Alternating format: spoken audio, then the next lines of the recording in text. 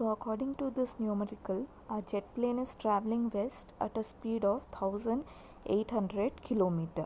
Okay, we know that SI unit of speed is meter per second, so we have to convert it. One way is 1800 into 5 by 18. This is one way of conversion. Another way of conversion is that 1800, so we have kilometers. Kilometers means it will be 1000 divided by hour. 1 hour has 60 minutes, 1 minute has 60 seconds. Okay, both the ways you will get the same answer, which is 500 meter per second. So what are we supposed to do? We are supposed to calculate potential difference if Earth's magnetic field is given to be 50 into 10 to the power of minus 4 Tesla, and dip angle is given to be 30 degrees. There is another quantity given, that is the length between the two wings, which is 25 meters long.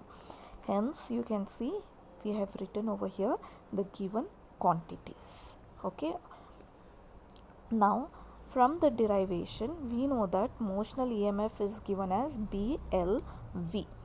Okay, here we speak only about vertical component of magnetic field. So when I speak about magnetic field, it is a vector quantity. So let me say magnetic field is acting in this region. There is a horizontal component, there is a vertical component. So if my plane is moving, or if jet is moving in this direction, you can see only vertical component comes in picture.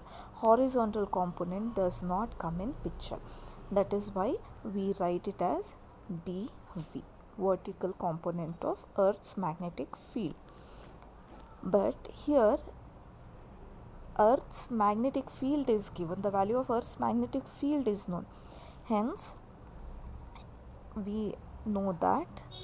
Okay, so if this is my angle theta, let me say this is BE.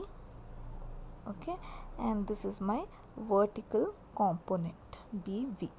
Hence we know that sin theta is equal to BV by BE, and hence BV is equal to BE sin theta.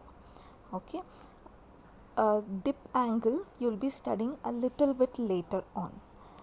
Now we all know the quantities. We will substitute those quantities and we will solve the numerical.